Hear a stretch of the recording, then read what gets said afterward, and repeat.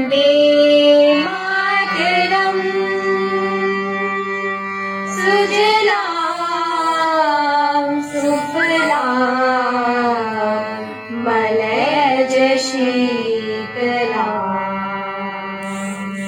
शस्य श्यामलां मातरम् वन्दे मातरम् शुभ्रज्योत्स्नां पुलकितयामिनी फुल्लकुसुमितद्रुमदलशोभिनी सुहासिनी सुमधुरभाषिणी सुखदां वरदां मातरम् वन्दे मातरम् वन्दे मातरम् वन्दे मातरम्।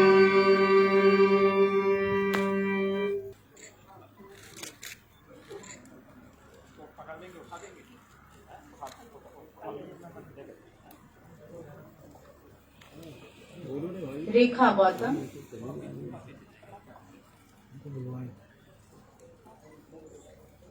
थोड़ा नीचे कर लीजिए।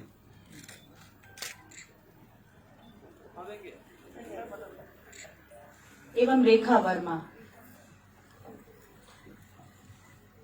दिए जाने वाली सामग्री में ट्राइसिकल, झूले वाले घोड़े, नंबर्स, ABCD, फल, animals, blocks, puzzles, clay, rings, रस्सी, playbook, story books, educational map, white board, steel के स्टोरेज, वजन मशीन, फर्स्ट एड बॉक्स, बर्तन, height gauge, hand wash, table एवं चेयर्स सम्मिलित हैं।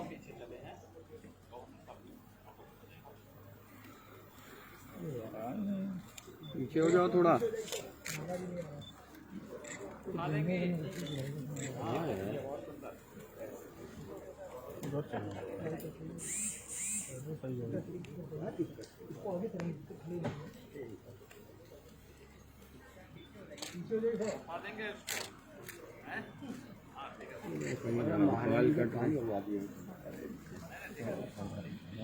सभी महानुभावों की अनुमति से एक समूह चित्र लिया जाएगा। एक ग्रुप फोटो करा दीजिए।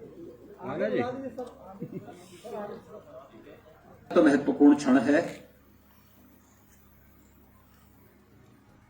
आंगनबाड़ी केंद्रों को गोद लेने और उन्हें सुविधा संपन्न बनाने के लिए बिना किसी शासन के सहयोग के समाज अपनी जिम्मेदारियों का निर्वहन कर सके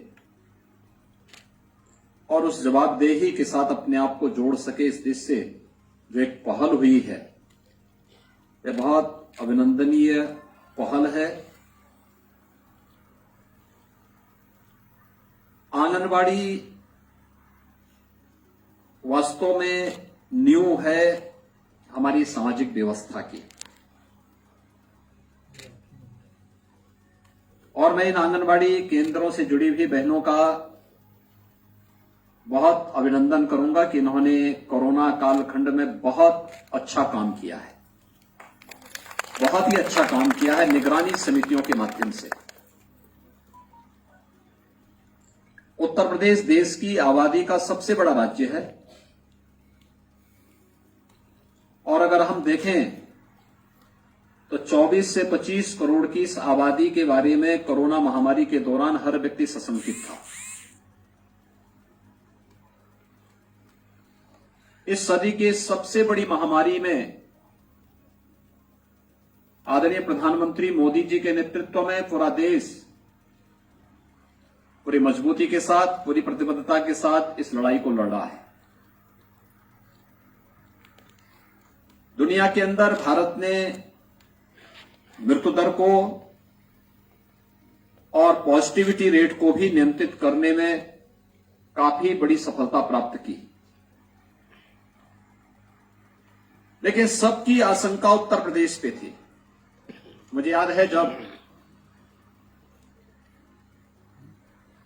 22 मार्च 2020 को जनता कर्फ्यू का आह्वान आदरणीय प्रधानमंत्री जी ने किया था, तो जनता कर्फ्यू के इस कार्यक्रम के समापन के साथ ही मेरे पास आदरणीय राष्ट्रपति जी का और आदरणीय उपराष्ट्रपति जी का फोन आया। उन्होंने मुझे एक ही बात कही, उन्होंने कहा योगी जी कोरोना भारत में आ गया है, हम सब चिंतित हैं उत्तर प्रदेश से, क्या होगा? इतने बड़े प्रदेश को कैसे बचाएंगे आप? मैंने कहा देखिए ईश्वर की कृपा है, आदरणीय प्रधानमंत्री जी का मार्गदर्शन और उनकी प्रेरणा है। आप सभी लोग जो मार्गदर्शन करेंगे, उत्तर प्रदेश किसी भी अन्य राज्य की तुलना में बेहतर परिणाम देगा।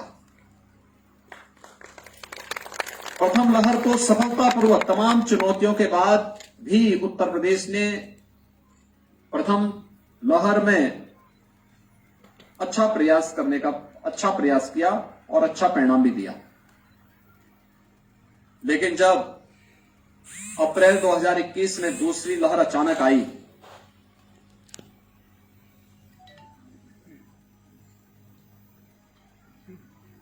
कोई उपचार दुनिया के पास नहीं, वैक्सीनेशन बचाव का एक उपाय है।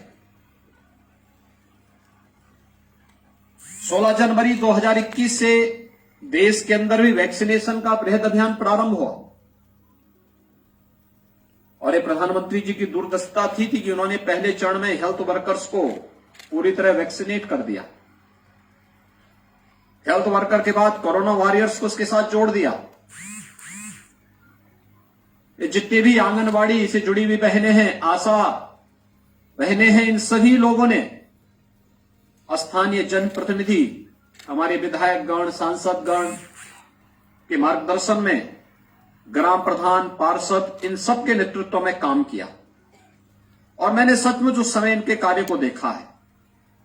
क्योंकि जब दूसरी लहर को पैनिक बना दिया गया, स्थिति अनियंत्रित सी होती हुई दिखाई दे रही थी, तो मुझे स्वयं फील्ड में उतरना पड़ा था और मैं फिर जनपद जनपद का दौरा करने के लिए निकला।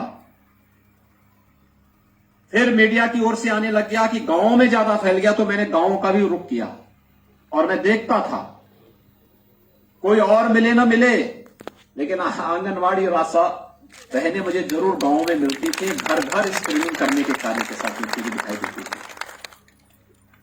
हम लोगों ने मेडिसिन किट पहले देनी प्रारंभ की। उत्तर प्रदेश के इस मॉडल को WHO ने भी, नीति आयोग ने भी और दुनिया के सभी संस्थानों ने उत्तर प्रदेश के इस मॉडल को न केवल स्वीकारा बल्कि उसकी सराहना भी की और उसको स्वीकारा भी और अन्य राज्यों से और देशों से भी कहा कि उत्तर प्रदेश ने जैसे कोरोना के लिए प्रोएक्टिव होकर के कार्य किया है, उसी तर्ज पर कार्य किया जाना चाहिए।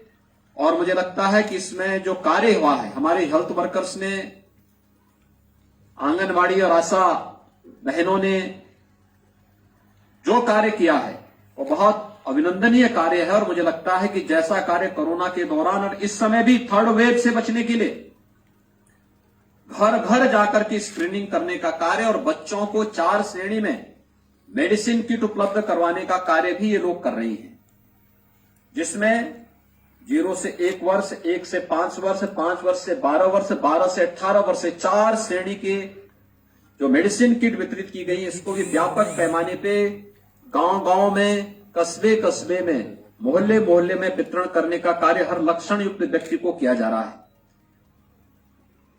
जो कार्य आंगनबाड़ी के बारे में अक्सर टिप्पणियां होती थी, लोग नकारात्मक टिप्पणी भी करते थे, लेकिन जो कार्य आंगनबाड़ी ने विश्वसनीयता का करके दिखाया कि नहीं, कोई डरेगा भले ही डरता हो, हमें इस महामारी से डरना नहीं है बल्कि इसका सामना करना है। स्वयं का बचाव करते हुए हमें दूसरों को बचाने के लिए अपने आप को आगे करना है। और यह कार्य अद्भुत कार्य हुआ था। उसी प्रकार की कार्य पद्धति को अगर हम आंगनवाड़ी केंद्रों के माध्यम से भी आगे बढ़ाने का कार्य करते हैं, मुझे लगता है कि बहुत ही अच्छा और पवित्र कार्य होगा। आंगनवाड़ी में आता कौन है? 3 से 5 साल तक के बच्चे। ये वह समय है जहां पर उसको जैसी दिशा हम देना चाहेंगे, उसका आगे का जीवन उसी रूप में आगे बढ़ता हुआ दिखाई देगा। प्रदेश सरकार ने अपने स्तर पर सरकारी व्यवस्था के तहत एक तैयारी की कि हमारे पास हर आंगनबाड़ी केंद्र अच्छा हो। ज्यादातर आंगनवाड़ी केंद्र बेसिक शिक्षा परिषद के स्कूल के कैंपस नहीं है, तो स्कूल कैंपस को हम लोगों ने पहले ऑपरेशन कायाकल्प के माध्यम से अपने माननीय सांसद और विधायकों के सहयोग से उन्हें एक नया स्वरूप दिया। लेकिन इस सब के बीच से ही हमें रास्ता निकालना है। कोरोना महामारी से निपटने के लिए सरकार अपनी तरीके से रणनीति अपना रही है। समाज उसके साथ मिलकर के जुड़ करके कार्य कर रहा है। समाज और सरकार मिलकर के जब एक साथ मिलकर के कदम आगे बढ़ाती है तो फिर सफलता में किसी भी प्रकार का संदेह नहीं रह जाता है। और आंगनवाड़ी केंद्रों को सुविधा संपन्न बनाने, उनके सुदृढ़ीकरण के लिए की जा रही यह पहल अत्यंत अभिनंदनीय है। मुझे विश्वास है कि आदरणीय राज्यपाल महोदय की यह पहल पूरे प्रदेश के अंदर सभी आंगनवाड़ी केंद्रों को सुविधा संपन्न बनाने में न केवल विश्वविद्यालय, महाविद्यालय और अन्य शैक्षणिक संस्थाओं को बल्कि हमारे जनप्रतिनिधियों को भी इसके साथ जुड़ने के लिए प्रेरित करेगी, जिन्होंने ऑपरेशन कायाकल्प के माध्यम से पहले चरण में बेसिक शिक्षा परिषद के स्कूलों का और वर्तमान में प्रदेश के सामुदायिक स्वास्थ्य केंद्र और प्राथमिक स्वास्थ्य केंद्रों को गोद लेकर के उन्होंने एक जो अभिनव पहल प्रारंभ की है, इसी प्रकार की पहल आंगनवाड़ी केंद्रों को सुदृढ़ीकरण, उन्हें सुविधा संपन्न बनाने, आंगनवाड़ी केंद्र से जुड़े हुए बच्चों के साथ भी उनका एक इंटरेक्शन हो और आंगनवाड़ी से जुड़ी हुई समस्याओं के समाधान करने के लिए अगर वे अपने स्तर पर भी पहल कर लेंगे तो वास्तव में अंत्योदय की वो परिकल्पना साकार होती है जो पंडित दीनदयाल उपाध्याय जी ने कभी 60 के दशक में इस देश को दी थी। उस अंत्योदय की प्रेरणा के लिए कानपुर एक बहुत आदर्श केंद्र है, क्योंकि पंडित दीनदयाल उपाध्याय जी से जुड़ी हुई धरती है और यहां पर पंडित दीनदयाल उपाध्याय जी से जुड़े हुए तमाम संस्मरण हैं। उन संस्मरणों के साथ जुड़ते हुए आंगनवाड़ी केंद्रों को आगे बढ़ाने की एक बेहतर पहल, न केवल उसे आगे बढ़ने के लिए बल्कि कुपोषण से, मां और बच्चे को कुपोषण से मुक्त करने के लिए भी एक नई पहल आगे बढ़ सकती है। और ये वही समय है जब हम बच्चे के लिए एक बेहतर पहल को आगे बढ़ा सकते हैं, क्योंकि यह हर व्यक्ति जानता है कि किसी भी बच्चे के जन्म लेने के पूर्व से लेकर के जन्म के बाद के 1000 दिन उसके लिए सबसे महत्वपूर्ण के होते हैं। इन 1000 दिनों में उस बच्चे के पोषण के साथ साथ उसको हम जिस प्रकार की दिशा देना चाहेंगे, वह देश के लिए आने वाले समय में उस प्रकार का एक नेतृत्व और उस प्रकार की एक नई पीढ़ी हमारे सामने होगी, जो भारत को एक नए भारत के रूप में स्थापित करने में मदद कर सकती है। आज के इस अवसर पर छत्रपति साहूजी महाराज विश्वविद्यालय इस पहल के लिए विश्वविद्यालय प्रशासन को हृदय से साधुवाद देते हुए मैं यहां पर जिन भी महानुभावों ने आंगनवाड़ी केंद्रों को गोद लेकर के उनके सुदृढ़ीकरण और उन्हें सुविधा संपन्न बनाने के इस कार्यक्रम के साथ सहभागी बने हैं, उन सब का हृदय से अभिनंदन करते हुए आंगनवाड़ी से जुड़ी हुई इन सभी बहनों को आश्वस्त करता हूं कि वास्तव में आपने निगरानी समिति के माध्यम से बेहतरीन कार्य किया है।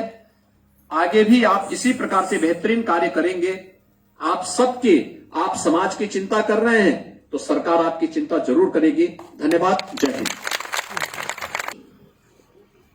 Kanpur institute of technology Kanpur से श्री अनिल कुमार अग्रवाल जी।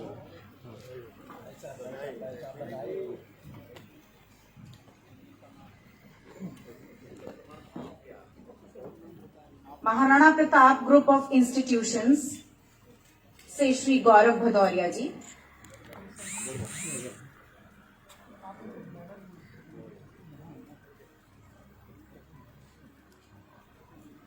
Narayana Vidyapeeth group of institution से श्री उदित नारायण जी,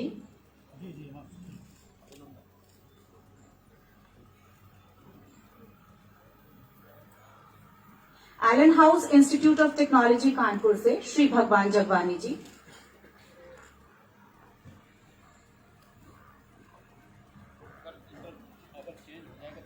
Kanpur institute of management studies Unnao से श्री कुमार अक्षय जी,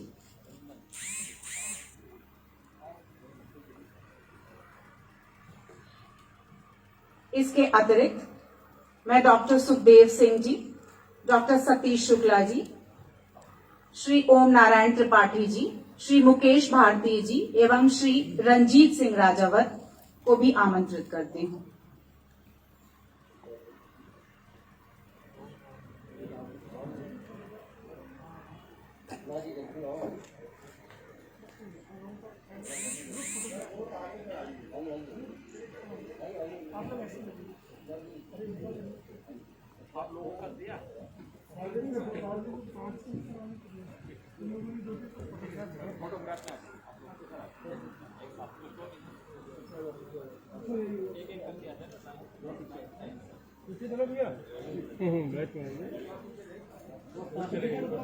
दो तीन लोग उधर चले गए पीछे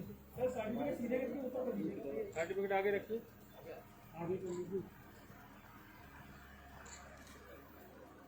सामने देख लीजिएगा सर, सर्टिफिकेट ऊपर कर लीजिए थोड़ा सा आप आगे आ जाइए थोड़ा सा।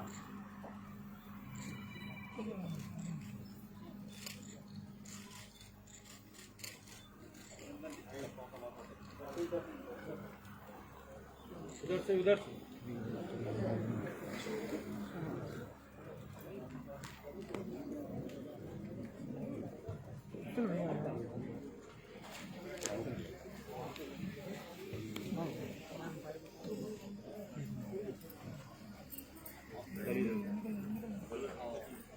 उत्तर प्रदेश की माननीय राज्यपाल महोदया के दिखाए गए मार्ग पर आगे बढ़ने के लिए यह विश्वविद्यालय प्रतिबद्ध है। महोदया, आपने हमें सिखाया कि वैश्विकता के नाम पर स्थानीय विशिष्टताओं एवं कर्तव्यों की अनदेखी नहीं की जानी चाहिए। आपने हमें संवेदनशील होकर सामाजिक उत्कृष्टता के लिए कार्य करने की शिक्षा दी। आपकी अमूल्य उपस्थिति के लिए हम सब आभार प्रकट करते हैं एवं आपको आपके उद्बोधन हेतु आमंत्रित करते हैं।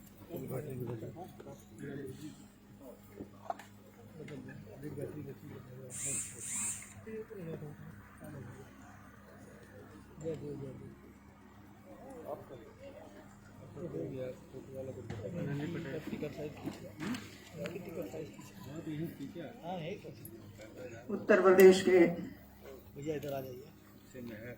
यशस्वी मुख्यमंत्री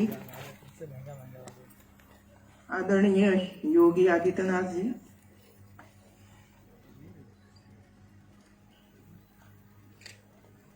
माननीय मंत्री श्री सतीश महाराज जी, मंत्री नीलिमा कटियार जी, हमारी मेयर, AKTU के कुलपति, मंच पर विराजमान अन्य सब महानुभाव, जिसके द्वारा आज आंगनवाड़ी को कुछ न कुछ बेट दिया गया है, ऐसी सभी संस्थाएं के सभी ट्रस्टी या तो प्रिंसिपल, आंगनवाड़ी की सभी कार्यकर्ती बहनें और अन्य उपस्थित सभी पदाधिकारी भाई बहन, मैं आंगनवाड़ी की जो महिलाएं हैं जो काम कर रही है सालों से, वैसे तो पूरे भारत में 1975 से आंगनवाड़ी की कल्पना शुरू हुई, लेकिन जिस तरह ये आंगनवाड़ी का लक्ष्य था, क्यों आंगनवाड़ी शुरू की गई है, ये लक्ष्य के सामने देखकर आंगनवाड़ी में क्या क्या होना चाहिए, आंगनवाड़ी कैसे होनी चाहिए, आंगनवाड़ी के महिलाओं की ट्रेनिंग कैसे होनी चाहिए, उसका पाठ्यक्रम कैसा होना चाहिए, इसके बारे में पिछले समय में कुछ सोचा नहीं गया। मैं ये बताना चाहती हूँ कि ऐसा नहीं है मैं जब 98 में पहली बार मंत्री बनी, इसके पहले मैंने 30 साल शिक्षा क्षेत्र में काम करती थी। मेरे सामने रखा गया कि आपको शिक्षा विभाग और महिला बाल कल्याण विभाग दिया जाता है। पहली मीटिंग तो हम लोगों ने कर दी शिक्षा विभाग की। जब महिला बाल कल्याण विभाग की मीटिंग करनी थी तब मैंने कहा कि भाई बुलाइए सब अधिकारी को।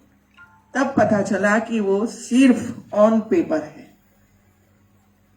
कोई आंगनवाड़ी कहाँ चलती है, क्या है, कार्यकर्त्री तो थी, सुपरवाइजर भी थे, लेकिन धरती पर कुछ नहीं था। हम लोगों ने शुरू किया और मैं आज ये कहूंगी आप सबको कि 2001 तक मैं नहीं कर पाई थी। जब मुख्यमंत्री नरेंद्र भाई मोदी बने और उसके सामने मैंने ये विषय रखा, तब उनको इतना आश्चर्य हुआ कि जो देश में या तो गुजरात में 50% महिलाएं हैं और 25% बच्चे हैं, 75% लोगों के लिए न कोई विभाग है, न कोई कार्यक्रम है, न कोई योजना है, न कोई बजट है। ऐसी स्थिति में सालों तक गुजरात चला। फिर हम लोगों ने शुरुआत की और इसके लिए काफी कुछ करना पड़ा। चाहे भवन बनाना पड़ा, महिलाओं की ट्रेनिंग करनी पड़ी, गैस का कनेक्शन दिया, कुकर दिया, आंगनवाड़ी में ही गरम गरम रसोई, पूरा मेनू, ये सब कुछ शुरू किया मित्रों। आंगनवाड़ी महिलाओं के लिए पाठ्यक्रम बनाया। पाठ्यक्रम बनाने के बाद उसकी ट्रेनिंग कैसे होनी चाहिए, ये काम शुरू किया। जब मैं राज्यपाल के रूप में इधर आई तब तक ये छोटे मोटे काम करते थे, लेकिन एक बार पीएम साहब ने मुझे ये कहा कि आपने जिस तरह गुजरात में एक जन आंदोलन आंगनवाड़ी के लिए चलाया था, ऐसा जन आंदोलन आप मेरे मत क्षेत्र में चलाइए। तो उसी समय तो कोरोना चल रहा था, तो एक बार ऑनलाइन अधिकारियों के साथ चर्चा की, उसको मार्गदर्शन दिया और जो जो बातें मैंने बताई, इस सभी बातों ने उसके धरती पर आंगनवाड़ी में करवाई।